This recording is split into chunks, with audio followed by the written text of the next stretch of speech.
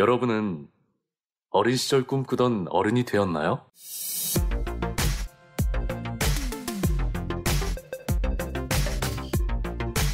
우리 아이들의 꿈을 지키고 싶습니다. 학부모를 위한 진로 레시피 시작합니다.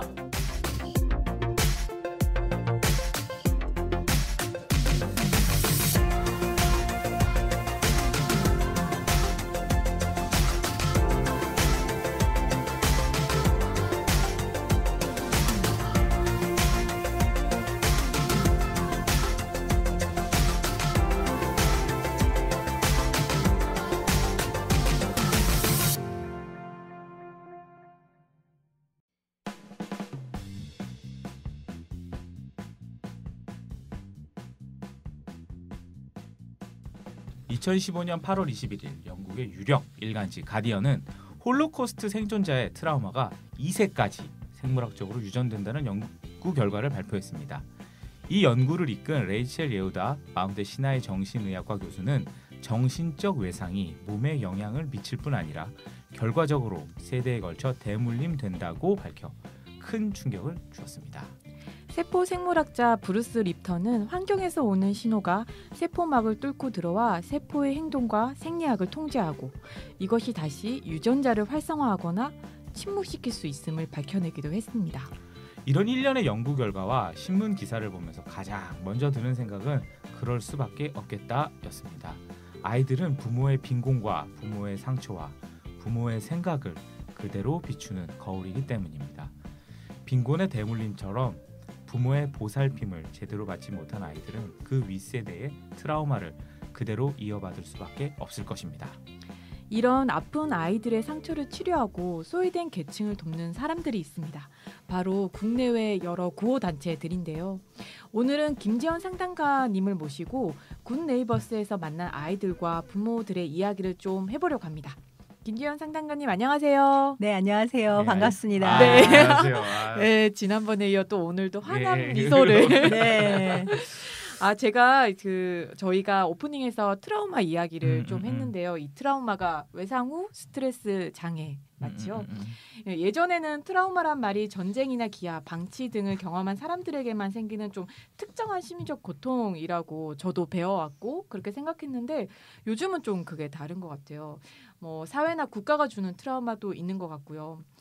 선생님은 그 굿네이버스 아주 좋은 이유 심리치유센터에서 상담가로 이제 일을 하고 계신다고 들었는데 어떻게 그곳에서 일하게 되셨는지 그리고 그곳에서 어떤 아이들을 만나고 계신지 그런 얘기를 오늘 좀 들어볼까 합니다. 네. 네. 선생님 어떻게 그 굿네이버스 그쪽과 같이 일을 하고 계시게 된 건지. 되게 우연한 기회였는데요.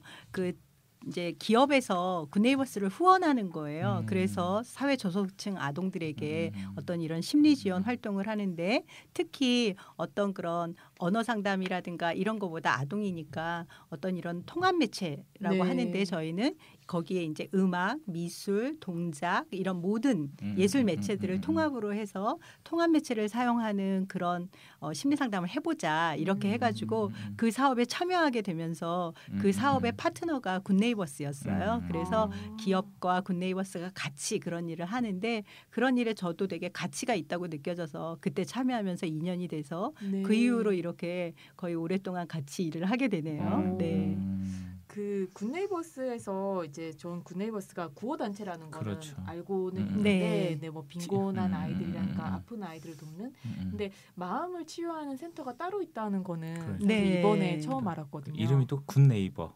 네, 굿네이버 좋은 이유시네요, 진짜. 네, 네, 좋은 이유시죠. 그러니까 네. 원래 굿네이버스는 NGO 단체고 국내에서 발생한 NGO 단체이기도 하고 여러 가지 아프리카라든가 해외 활동에 구호 활동 같은 것도 많이 하고 아동 인권 교육을 많이 했었는데요. 네. 이 좋은 마음 센터가 출발하게 되면서 이제 굿네이버스에서 아마 그런 생각을 한 것 같아요. 우리 주변에 많은 아동들이 심리 정서적으로 굉장히 어려운데 그런 네. 부분에 대한 치유도 필요하다 해서 이런 센터를 만들게 됐고 여러 지점을 만들게 되면서 네, 아이들의 이런 심리 정서적인 부분을 많이 다루고 또는 그에 따른 가족의 문제도 있기 때문에 가족 치료라든가 부모 교육 이런 부분에도 적극적으로 참여하고 있습니다.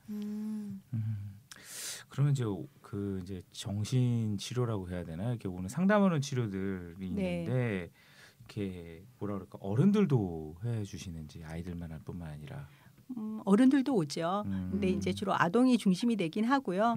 또 아동이 오면은 보통 부모와 같이 오기 때문에 네. 성인도 같이 하게 되고 그러다 보면 또 부모의 개인의 문제로 따로 상담을 해야 되는 경우도 있어서 네. 그럴 땐 성인 상담도 하기도 하고 여러 대상들을 네, 음. 같이 합니다. 네. 되게 어떤 마음이 아픈 아이들이 많이 오는 편인가요? 보통은 이제 좋은 마음 센터가 종류가 좀 있는데요. 네. 이렇게 아동보호 쪽으로 즉 폭력가정 아동이라든지 성폭력 또는 아동 학대, 방임 뭐 이런 부분에 있어서 오는 아동들이 많이 있고요. 네네. 또 기본적으로는 그런 거 외에도 일반적인 이제 학교 생활을 하는 중에 따돌림이라든지 사회성이 결여되어 있다든지 뭐 이런 부분에 정서적인 문제로 오기도 하고 여러 루트로 많은 이제 대상의 아이들이 오는데 특별히 이제 아까 말씀하신 트라우마에 대해서 얘기하자면 네. 사실은 PTSD를 트라우마라 이렇게 똑같이 생각할 수는 없고요. 네. PTSD는 뭐죠? PTSD라는 게 어쨌든 이것은 이제 그러니까 트라우마라는 게 무엇이냐 그러면 트라우마는 이제 어떤 정신적 외상이나 충격이 있었다 이런 거예요. 네. 그래서 네. 그런 충격으로 불안해지고 일상생활에서 자기가 어려움을 겪는다 이런 건데 그것이 이 PTSD라고 하면은 조금 더 이게 이제 굳이 얘기하자면 이런 트라우마가 굉장히 심해져서 어떤 증상들을 나타내는데 이것은 우리가 그냥 제가 되게 그 일 이후로 힘들어 그래서 PTSD가 아니라 그런 증상들은 보통 정신과 의사나 네, 임상심리 네. 전문가가 진단하는 거죠. 네. 진단명이라고 볼 수 있어서 네, 조금 다르게 얘기해야 될 것 같아요. 네. 네. 그러니까 이게 PTSD가 왜 그러냐면 네. 요즘 SBS 드라마 김사부에 이단화가 나오더라고요. 네, 맞죠? 맞아요. 네, 맞습니다. 그래서 네, 뭐지? 신태님이 드라마를 좋아하십니다. 그래가지고 PTSD 아, 그것도 저도 보고 있어요. 드라마를 보면서 네이버 검색을 할 수는 없었고 거기 여자 주인공을 좋아하십니다. 아 그러네. 네. 아니 이게 우리 또 선임 좋아하지. 네, 되게 트라우마라는 팬입니다. 말이 네, 되게 흔해지면서 네. PTSD라는 이 용어도 너무 막 쓰는 거예요. 그런데 네. 그냥 이건 의사가 진단하는 거기 때문에 그냥 네, 네. 트라우마랑은 아이들에게 다른. 네, 아마 다르다기보다는 이제 트라우마가 있는데 그것이 그러니까 이게 포스트 트라우마 이 트라우마가 어떤 이 트라우마틱 스트레스가 디소더니까 D가 네, 어떤 네. 병리적으로 어떤 장애가 생겼다는 거거든요. 그러니까 네. 그런 것은 장애 진단에 의해서 어려움을 진단받아야 이것이 나오는 거니까 어떤 트라우마의 큰 틀에서 여러 가지 증세가 있는데 그중에 PTSD가 있다고 봐야 되겠죠. 알겠습니다. 그러면 굿네이버에서 이렇게 따로 이렇게 센터를 마련한 이유가 있나요? PTSD 환자를 위해서?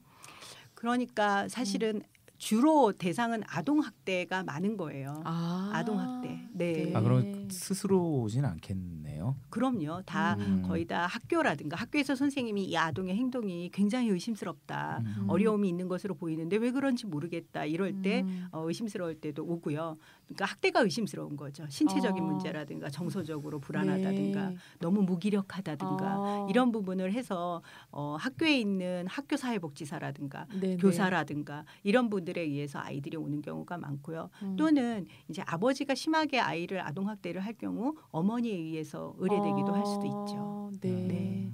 아 그런 아동들이 좀 있어서 그렇게 따로 심리 치료 센터를 만든 거군요. 그렇죠. 굿네이버스에서. 그런 아동 왜냐하면 네. 기본적으로 굿네이버스가 아동의 인권을 굉장히 네. 많이 교육하고 하는데 이 아동의 인권이 가장 유린당하는 부분 중에 많은 부분이 아동 학대니까 네, 이런 폭력에 대한 부분에 대해서 많은 관심을 가지게 된 거겠죠. 저도 얼마 전에 그 아동 폭력에 대한 그거를 공익 광고를 만드는 분들을 만난 적이 있는데 네. 그 공익 광고를 보는데 너무 마음이 안 좋더라고요. 그게 누군가를 때리고 이런 공익 광고는 아니었는데 이렇게 어른들이 와가지고 어른들에게 나쁜 습관을 고쳐줍니다라고 얘기해서 어른들을 오게 해서는 그러면 나쁜 습관을 고치려면 뭐 회초리를 5대 맞아야 됩니다. 이렇게 얘기를 하는 거예요. 네. 그러면 온 사람들이 난 어른인데 내가 왜 맞아? 네. 뭐 이런 식으로 반응을 하는 거예요. 네. 그런데 여러분 어른들도 그 폭력에 대해서 굉장히 자기가 왜 맞아 이렇게 생각을 하는데 그게 아이들한테만 왜 다르냐 이렇게 네. 주는 훌륭하다. 메시지였어요. 그게 네, 광고 대상 금상을 받은 네. 작품이더라고요. 네. 네. 그래서 아동학대가 생각보다 우리 주변에 많이 만연되어 있고 그걸 우리가 좀 잘 모르는 부분도 있고 그런 네. 생각을 좀 했었어요. 네. 그러니까 저는 굿네이버스에서도 근무를 하긴 하지만 또 이제 가정폭력 센터라 네. 그래서 가정폭력으로 인해서 힘든 사람들이 이제 쉬는 그런 쉼터가 있는데요. 이제 단기 쉼터죠. 네. 거기에서 이제 성인이나 아동에게 집단 상담을 하기도 하는데 그럴 때 보면은 아동 폭력이 굉장히 많이 만연돼 있기도 하고 그거에 대한 우리의 그 문화적인 어떤 받아들임 자체가 네. 너무 가볍지 않나 이런 생각을 아. 사실 많이 하게 됩니다. 아 네. 맞아요. 네. 근데 그 말씀하시는 그러니까 아동 폭력, 그 네. 폭력이라는 단어가 주먹으로 때리는 행위만 얘기하는 건 아니죠. 아이, 그건 정서적인 방임이라든가 음. 우리가 이럴 수 있죠. 물론 가정폭력이라는 게 아동에게만 이루어지진 않고 가정에서 취약하다고 여겨지는 대상에게 이루어지는 거죠. 힘이 더 센 사람이 힘이 더 무조건 약자. 약자에게 네, 이루어지는 약자죠. 거구나. 그게 어머니일 수도 있고 자녀일 수도 있고 또 어머니가 자녀에게도 있을 수도 있고 아버지가 어머니에게 뭐 이런 네. 식으로인데 가정폭력은 그렇고 학교에서도 마찬가지죠. 폭력이라는 건 결국 자기가 강자라고 생각하는 사람이 약자에게 쉽게 자기의 통제권을 발휘하기 위해서 행하는 거잖아요. 네. 그러다 보니까 여러 가지 의미가 있을 수 있습니다. 뭐 욕도 있고요. 네. 정서적으로 아이를 굉장히 사랑하지 않는다든가 아이가 아이가 되게 못된 행동을 한다고 지속적으로 아이를 방임한다든가 뭐 이런 모든 거 체벌 이런 것을 다 들어가는데 흔히 이런 말을 많이 하잖아요. 아유 제가 아주 그냥 맞을 짓을 해 막 이러잖아요. 세상에 네. 맞아요. 맞을 짓이란 없습니다. 저는 그거는 너무나 확고한데요. 저는 나이가 있다 보니까 사실 저희 때는 학교에서도 체벌이 굉장히 흔하던 세대예요. 맞아요. 안 맞고 산 애들이 별로 없을 없을 정도죠. 거예요. 네, 그게 아주 흔하게, 그러니까는 너를 바로 잡으려면 너는 좀 맞아야 돼 이런 것이 아주 보편화됐다고 할 수 있을 정도로 그런 세대를 살았죠. 그런데 네. 그때도 저는 생각했어요. 사람이 사람을 때릴 수 없다. 어떤 이유로든 때릴 수 없다. 그것이 어떤 이유로든 폭력을 가할 수 없습니다. 그게 나는 적당한 체벌을 한다. 네. 그냥 욕을 해서 몇 대 때린다. 네. 이렇게만 얘기하시는 분들이 있고 자기는 체벌이 꼭 필요하다고 얘기하시는 분들이 사실 있습니다. 있거든요. 네. 근데 그 적당한 체벌이라는 게 사실 존재하지 않지 않나요? 그럼요.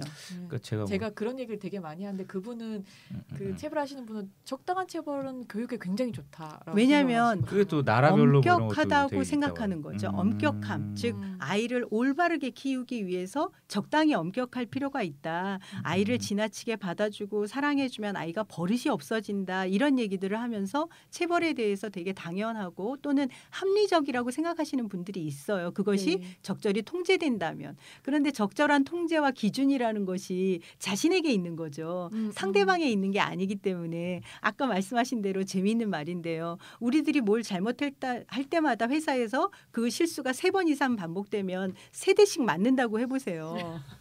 되게 이상하지 않아요?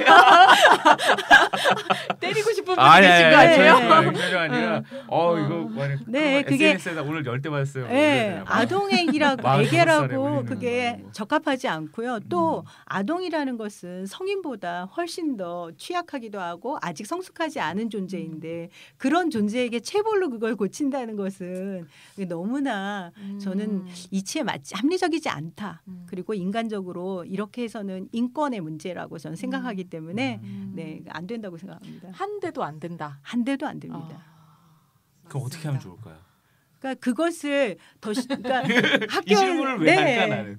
학교 현장에서 그러죠. 네. 선생님 되게 선생님 아니라고 그렇게 막 말한다고 얘기해요. 저 교사 연수도 하는데 요새 애들 안 때리니까요. 애들이 너무 말도 아니고 버릇도 없고 도저히 통제가 안 된다. 근데 그걸 잘 재미있게 통제하고 학습을 시킬 방법을 연구하는 게 이 직업의 목적이죠. 교육가들의 목적이죠. 해야 될 일이고 그것을 더 많이 예전에는 통제가 더 쉽게 됐었는데 이젠 그 쉬운 방법을 사용할 수 없으니까 네. 더 어렵고 더 힘들고 더 다양한 방법을 개발해야 되는 거지. 이것을 다시 가져와서 아이들을 통제하기 위한 방법으로 체벌을 쓰는 것은 안 되죠. 그러니까 그 네. 공식을 부모에게 대입하면 아이들이 말을 듣기 위해서 우리는 연구하고 네. 그렇죠. 그렇게 해야 된다는 그럼요. 말씀이시네요. 그렇죠.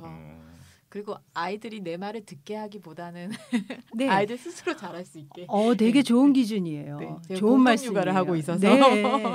내 말을 듣게 한다는 것 자체가 와 그게 네. 웃는다. 야, 내 진짜 와 이거 전화번호 막 공개하고 싶어요. 막 이러면. 아니 이 세상에 내 마음대로 통제할 수 있는 건 내 책상 위에 물건하고 내 마음 하나밖에 없어요. 아우, 내 마음이 난 제일 힘들던데 나는. 네, 네. 내 마음도 힘든데 어떻게 다른 사람 마음을 통제하려 하겠어요.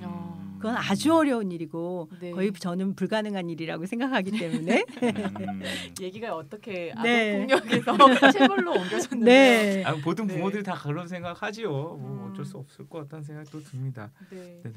되게 그 아이들이 이제 굿네이버스의 그런 그 좋은 마음 센터에 오는 아이들은 이제 방임이나 폭력이나 어떤 그런 사회적인 어떤 냉담함 그런 네. 것들을 받은 아이들일 텐데 이런 아이들이 사실 숫자가 어느 정도 되는지 사실 좀 궁금한데요. 그 네. 오는 아이들 숫자가 어느 정도 되는지도 조금 궁금하고 또 어떤 치료 과정을 좀 거쳐서 이제 치료를 받는지 그런 것도 좀 궁금하거든요. 사실 뭐 1년에 몇 명 이렇게까지는 제가 통계는 잘 모르겠고요. 네네. 센터별로 조금 다른 것 같아요. 음. 저희가 집중적으로 이렇게 그 어떤 그런 이런 트라우마라든가 아동 학대 때문에 오는 것을 더 많이 하는 센터가 있고요. 지점이.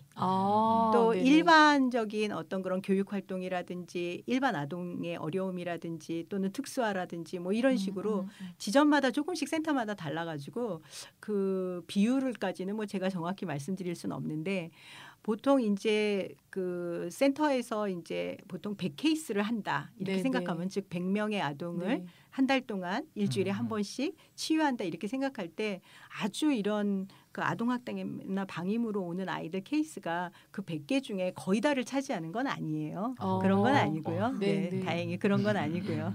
물론 제가 이제 네. 일하는 쉼터는 100% 그런 곳이니까 네네. 아주 아동학대로 온 아이들만 있는 곳이죠. 그런 곳은 또 거의 뭐 비율이 100% 되고 네. 또 좋은 마음 센터에서는 그냥 일반 학교에서 아이들이 겪는 이제 부적응이라든지 친구 간의 사회성 문제라든지 이런 네, 걸로 오는 네. 아이들이 더 많습니다. 네. 그럼 그런 사회성 아이들은 자기가 오나요? 그것도? 아동은 보통 자기가 오는 경우는 아, 없고요. 그러니까 청소년도 있을 거니까. 청소년도 자발적으로 자기가 오는 경우는 참 드문 것 같아요. 대부분 부모에 의해서 의뢰돼서 옵니다. 또는 이제 유아나 아동은 어린이집이나 유치원 또는 학교에서 선생님이 어머니를 설득해서 이 아이가 좀 상담을 받아보는 게 어떠냐 이렇게 해서 많이 오게 그런 되죠. 얘기 들어서 부모님 되게 싫을 것 같아서. 거부하는 부모님들 많고요. 그것 때문에 교사랑 싸우기도 하고 특히 학교 교사는 그래도 권위가 있지만 어린이집 교사라든가 유치원 교사는 사실 훨씬 더 권위가 부모님이 생각할 때 그런 권위를 더 있다고 생각하지 않고 서비스직이라고 더 생각하기 때문에 네네. 더 그것을 수용하기 어려워하죠. 그러니까 지금 계속 네가 뭘 알고 나의 아이에 대해서 판단하느냐 이렇게 생각할 수 네, 있겠네요. 그냥 선생님, 아이들이 그렇지 이렇게 생각하시기도 그래서 하고. 선생님께서 말씀하셔서 그 아이들, 그러니까 내담하는 네. 그 학생들이나 뭐 이렇게 어른들 같은 경우, 특히 학생의 경우 같은 경우 이제 어떤 타인의 관심과 관찰을 통해서 이제 오게 되는 그렇죠. 거죠. 그렇게 되신다 그러는데 이제 이게 부모인 경우는 뭐 타당한데 네. 타인에게였을 경우 안 온다고 하시면, 그러니까 상담 받으면 좋을 만한 아이들이 아직 네. 상담을 안 받는 경우가 있다고 생각을 하시네요. 그렇죠. 맞죠? 네, 그런 부분이 많고요. 또 시기를 놓친다고 생각하는 거죠. 좀 더 어릴 때 하는 것이 더 좋잖아요. 네네. 왜냐하면 우리가 삶이 길어질수록 그 앞에 있던 문제 행동들도 길어지기 때문에 이 아이가 문제 행동이 발생하면 네네. 우리가 모든 치료가 그렇잖아요. 치과도 빨리 하는 게 좋죠. 그렇죠. 돈이 그런데 덜 미루게 들죠. 되죠. 그래서 좀 더 시기를 놓쳐서 문제 행동이 아주 심해져서 뒤에 오는 경우가 있어요.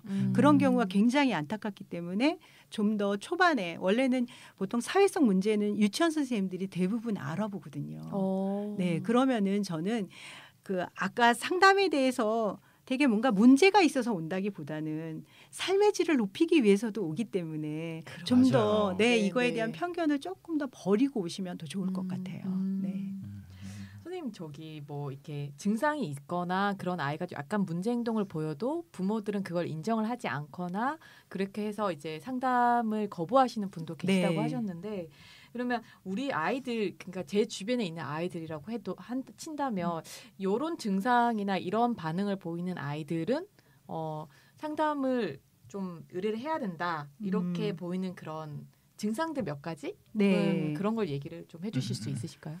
뭐 첫 번째는 일단 사회성 문제겠죠. 처음으로 아동들이 이제 처음 어린이집에 가거나 유치원에 갔을 때 아이들로는 첫 사회생활을 하는 거잖아요. 네, 그럴 네. 때 보이는 문제가 있는데 그것이 단순히 시간이 지나면서 학습을 하고 사회성을 습득해서 되는 문제가 아니라 현저하게 그것이 어려움이 있다고 보는 거죠. 특히 충동성 문제라든지 공격적인 행동 네, 이런 네. 부분이 수시로 그런 문제가 너무 잦아서 아이가 유치원 생활을 하기 어렵다. 그런 문제가 사실은 제일 많이 오고 또 우리가 그것을 TV에서 아까 PTSD처럼 굉장히 많이 말하는 것처럼 ADHD라고 말하죠. 네, 네, 네. 사실은 쟤 조금만 막 부산스럽고 이래도 제 ADHD야 이런 말을 요새 너무 많이 쓰는데요. 맞아요. 그 중에 다 네. ADHD가 네. 있지는 않고요. 네. 네. 그래서 그런 어떤 사회적인 그런 행동 문제, 그런 행동을 적절히 적응하지 못하는 문제 또는 어떤 발달상의 문제가 생겨요. 즉 자폐적 문제라든지 네. 발달 지연이라든지 또는 지적 장애라든지 이런 것은 조기에 발견해야지 치료가 좋기 때문에 그런 것은 진단을 빨리 받아보는 것이 좋겠죠. 네. 그리고 나머지는 이제 정서적인 어려움이에요. 네, 예를 네. 들어서 아이가 너무 내향적인 것이 조금 지나쳐서 어떤 이제 선택적 한목직이라 그러는데 어떤 그런 사회생활이나 자기가 불편하다고 생각하는 상황에선 말을 하지 않는 거죠. 집에서는 말을 굉장히 잘하는데 네, 네, 네. 밖에서는 전혀 말을 하지 않는 거예요. 어떤 순간에도 말을 하지 않게 되는데 그런 문제라든지 이렇게 지나친 어떤 내향적인 부분, 사회적인 어려움, 공격성 여러 가지 그런 문제들로 아이들이 많이 의뢰가 되고 네, 그런 네. 부분에 대한 관심을 좀 많이 가져야 되겠죠. 근데 되게 유치원생들이나 이제 취약전 아이들이 공격적이거나 네. 좀 많이 이렇게 설친다고 해야 되나요? 네. 그런 거는 근데 사실 좀 당연하다고 보지 않나요? 당연하죠. 근데 그런 아이들도 좀 문제가 있을 수 있다라는. 아니요. 그런 그건 건 아니고요. 왜 상담에 의뢰에 와서 그것을 의논해 보기를 권하냐면 네. 그냥 막연히 주변 사람들의 피드백만 듣고 이 아이가 발달상에 당연함이 있잖아요. 네, 예를 네. 들어 아이가 36개월쯤에 떼를 되게 부려요. 맞아요. 그래서 예를 들어 저도 뭐 아이들이 던지고. 다 컸지만 네. 막 떼를 부리고 이걸 사달라고 요새 하는 그 유명한 뭐 헬로 카봇이나 막 터닝맥 카드를 사달라고 막 울게 되죠 애들이 네, 그 네. 앞에서. 네, 네. 그러면 얘가 무슨 문제가 있나 이렇게 생각하는데 발달상 보면 그것은 너무 당연한 일인 거예요. 그때 그런 네, 떼부리기 행동을 하니까요. 그래서 발달을 충분히 이해하고 그것이 발달 안에 있는 일인지 아니면 발달에서 많이 벗어난 일인지를 판단을 해야 되는데 그런 판단을 저는 전문가와 한번 해보기를 바라는 거죠. 네. 막연하게 그냥 사람들이 우리 애가 그냥 부산스럽대. 그냥 우리 남편도 그랬대. 뭐 이렇게 얘기하고 크면 나아져. 이런 것인지 아니면 그것이 교사가 얘기할 정도로 저는 그래서 주변 사람들의 피드백보다는 교사가 더 정확하고 유치원이나 어린이집 많이 교사가 더 보는 정확하고 분들이니까. 네. 네, 네. 그리고 그 교사가 한번 얘기를 하면 한 번쯤 이렇게 의뢰를 해보는 것이 좋다. 교사가 얘기할 때는. 그래서 그런 객관적인 어떤 전문가적인 그런 진단이 네. 필요하지 네. 막연하게 생각해서 문제라고 생각할 건 아니고요. 네. 선생님 저기 그 좋은 마음 센터나 그런 데 들어오는 아이들 중에서 학대나 이런 방임에 의해서 들어오는 아이들이 이제 좀 있다고 말씀하셨는데 네. 그런 아이들은 되게 어떤 치료를 하게 되고 또 예우는 어떤지 약간 네. 사례를 좀 들어서 얘기해 주시면 좋을 것 같아요. 근래에 있던 사례를 한번 얘기해 네. 보려고 해요. 네. 이 남자아이는 지금 현재 5살인데 이제 오래도록 태어나서부터 이제 엄마와 아빠가 부부싸움이 많았고 네. 아버지가 술을 마시고 어머니에게도 폭언과 폭행이 굉장히 심했고 경찰에 신고된 것도 여러 번 있었어요. 네. 그런데 사실은 직접적으로 아동을 많이 폭행한 건 아니었어요. 그렇지만 아이가 너무 어렸고 굉장히 결정적 격정적인 시기잖아요. 그 5살 이전에 말을 하고 발달을 하고 이런데 굉장히 중요한 시기인데 특히 언어 부분이 어떤 결정적인 시기를 놓쳐서 아이가 말을 못하는 거예요. 의학적 진단으로는 아무 이상이 없고 네네네. 말도 다 알아듣고 지능의 문제나 이런 문제가 아닌데 그냥 말을 못해요. 왜냐하면 너무나 공포스러운 상황이 오래 지속됐기 때문에 아이가 자기의 그런 언어 표현을 전혀 못하고 소리 지르기로만 했던 거죠. 울기라든가. 즉 우리가 그것이 12개월 이전이라든가 이럴 때는 당연히 울음으로 자기 표현을 하잖아요. 그런데 그 이후로 점점 언어화를 하게 되는데 얘는 그 과정을 거치지 못한 거죠. 그래서 이 아동을 제가 한 9개월 정도 만났는데 이 아동의 경우는 처음에 왔을 때는 뭐 불안이 말도 못하고요. 어떤 치료 방법을 썼냐면 말이 안 되니까 어떻게 하겠어요. 말로 상담을 할 수가 없잖아요. 그래서 이제 5살인데다가 원래도 그렇게 말이 막 유창할 나이가 아닌데 그래도 이제 보통 5살이면 자기 의사 표현을 할 수 있는데 얘는 단어를 전혀 못하니까 말을 전혀 못하니까 아이하고 이제 주로 이제 놀기를 하는 거죠. 놀이를 통해서 아이가 좀 안정감을 얻는 것이 제일 중요합니다. 사실은 이런 폭력이라든가 어떤 외상 사건이 트라우마가 발생을 하면은 자기가 안전하다는 것을 전혀 이제 못 느끼는 거잖아요. 그렇죠. 주도성이 없고 즉 내가 무엇을 하는 게 아니라 그걸 하지 못한다고 여겨지고 공포와 불안이 오래 지속되면서 주도성도 없고 불안이 너무 높은 상태거든요. 그러니까 심리적으로 내가 안전하다는 걸 느끼는 게 되게 중요해요. 그래서 이제 조그만 동물 피규어가 있어요. 동물들. 애들이 모래놀이 치료. 네, 그런 것처럼. 그래서 동물을 주고 동물 가지고 막 놀이를 하는 거예요. 그런데 얘는 처음에는 그냥 줄 세워놔요. 동물들을. 의미 없이 줄 세워놓는데 저랑 같이 이제 동물들을 하나씩 골라가지고 막 이제 제가 얘기를 하면서 이제 놀이를 하면은 이렇게 가까이 오는 걸 별로 싫어해요. 예, 그래서 이제 얘네들은 뭔가 외부와 차단하게 돼요. 어른도 마찬가지인데 트라우마가 발생하면 외부와 자기를 고립시키고 차단하게 되는 것을 많이 보게 돼요. 그래서 항상 동물 주변에 동그라미를 그려서 이제 선을 그어놓는 거죠. 오지 못하게. 그래서 그런 놀이를 그런데도 그 선을 긋는 것 자체가 자신에게 되게 안정감을 주는 거예요. 그 자체가 여기 못 들어오니까 이 동물들이 못 들어오니까 그럼 전 들어가지 않아요. 들어가지 않고 같이 이제 놀이만 하는 거죠. 그리고 놀이를 할 때 어떻게 하냐면 주도성을 준다는 게 뭐든지 이 아이가 선택해서 해요. 오늘 뭘 할지 어떻게 놀지 선택하는 거 이런 걸 다 얘에게 주도권을 주는 거죠. 그래서 자기가 뭐든지 하게 해요. 그리고 말에 대한 것도 너무 말을 하라고 강요하지 않습니다. 그러나 제가 이제 발음이라든가 말하는 건 신경을 많이 쓰죠. 더 이제 말하기 편하게 이해하기 쉽게. 그래서 이제 9개월쯤 지났는데 그런 놀이를 많이 하고 뭐 그리기도 하고 여러 가지를 해서 사실은 종결이 어저께였어요. 그래가지고 정말 눈물이 날 뻔했어요. 근데 9개월이면 굉장히 오래 하신 거죠. 사실은 오래라고 볼 수 없죠. 이런 그래요? 사건으로 보면은 보통은 2년 정도, 3년 정도 하는데 여기 같은 경우는 기관이 그렇게 정해져 있기 때문에 시기가 뭐 어쩔 수 없이 9개월만 하는 건데요.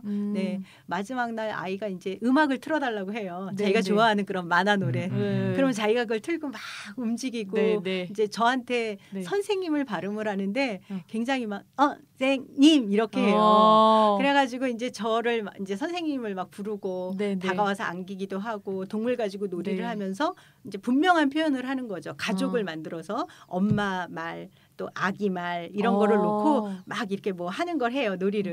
대신에 제가 만약에 이렇게 다른 말들이 있잖아요. 그러면 거기에 큰 말을 집어서 다른 데다 옮겨놔요. 아빠 말. 아빠 말은 안 된다는 거예요. 들어오면 안 돼. 이런 의사 표현을 분명하게 하는 거죠.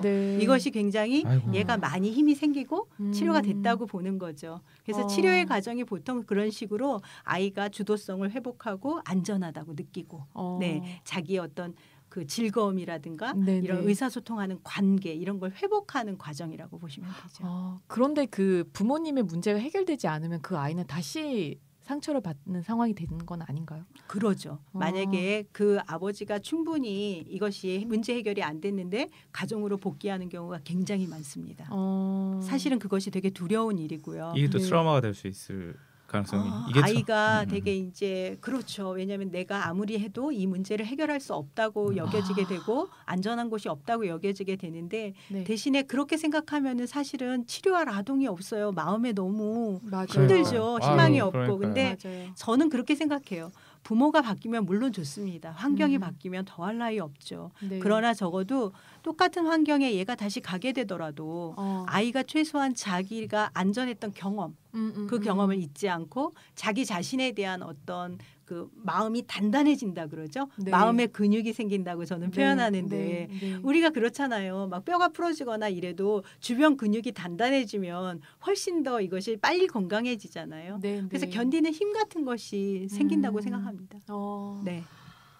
그럼 계속 그 아이를 지켜봐 주는 눈이 필요하겠네요. 네, 그래서 네. 사회복지 시스템에 대해서 저는 굉장히 신뢰하고 네, 그런 음. 부분이 많이 되기를 굉장히 소원하지요. 네. 네. 아까 사회복지 시스템을 얘기하고 이제 어떤 어른들이라든지 우리가 다 뭐든 해야 될 일을 지금 얘기해 주신 것 같아요. 어떻게 네. 보면 아이들의 문제라고 하는데 제가 이래서 상담사를 못 하는 것 같은데 전 이런 얘기 듣거나 이런 막 가족분들 네, 만나면 네. 애들한테 이럴 거야. 야 너희들 잠깐 나가 있어봐.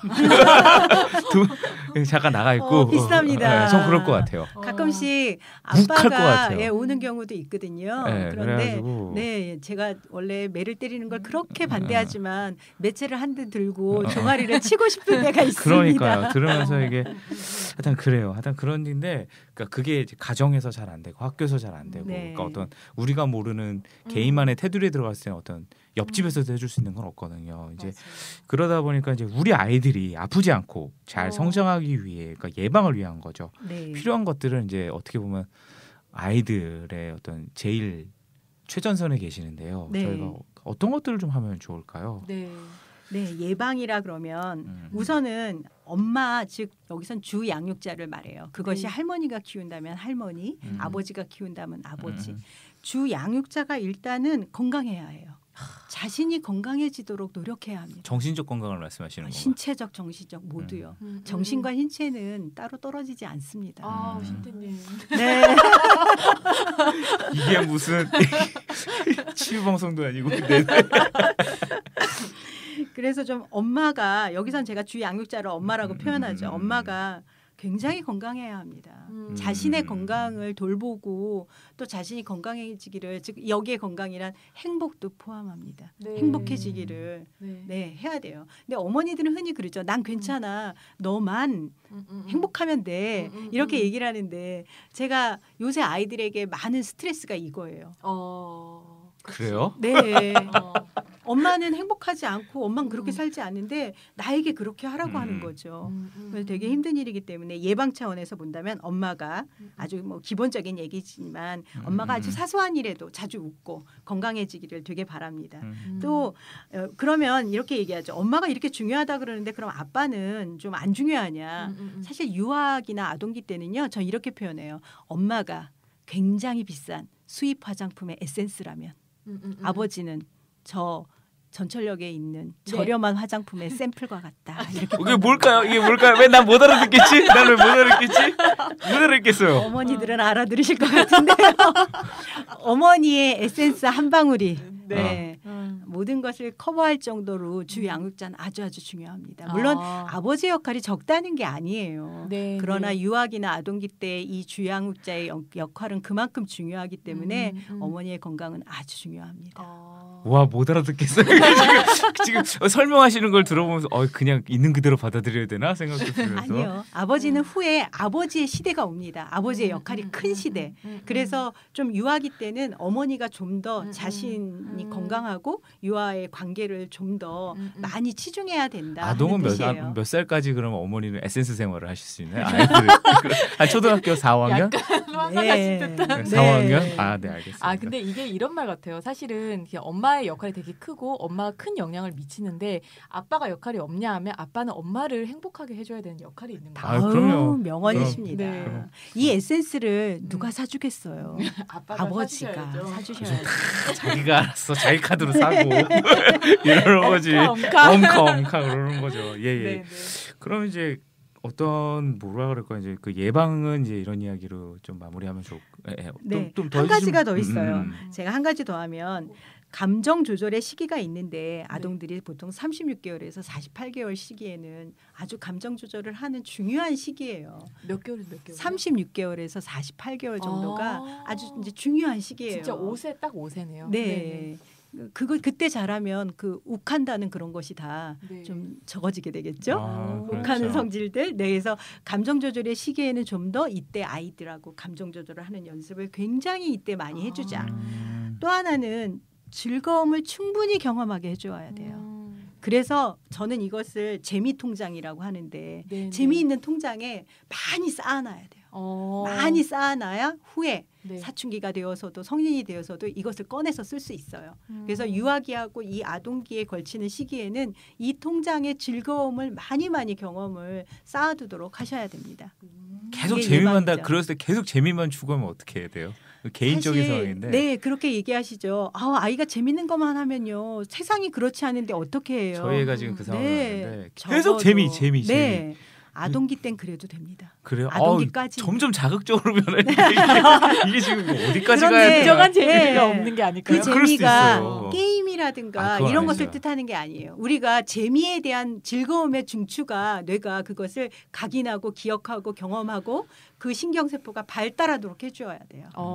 네. 그래서 아주 즐거움이 예를 들어 그것이 어떤 신체 활동, 네. 자신의 자신감, 인정 뭐 이런 것과 관련된 즐거움의 욕구예요. 게임이라든가 이런 것이 아니라 이것이 있으면 게임 조절력을 그렇게 잃지도 않습니다.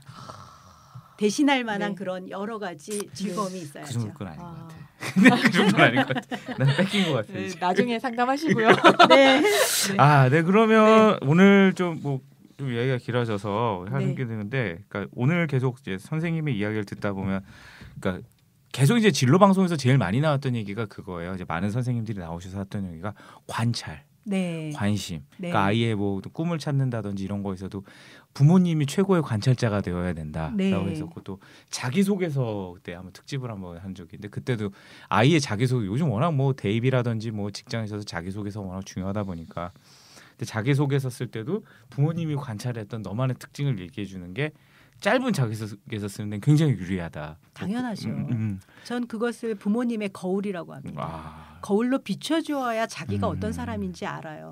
그래서 그러니까요. 어떤 거울을 비춰주냐가 중요한데 어머니들은 이렇게 하시면 돼요. 화장할 때 쓰는 확대 거울이 있습니다. 눈썹 붙일 때 아주 세심하게 보여주는데요. 요즘 신형 아파트는 있죠. 네, 그런 세심한 거울로 네네. 아이들의 장점이라든가 얘가 어떤 사람인지를 관찰하고 피드백을 주어야 해요. 오늘 거울 많이 나오네요. 네. 오늘 너무나 선생님께 좋은 말씀 감사드립니다. 네.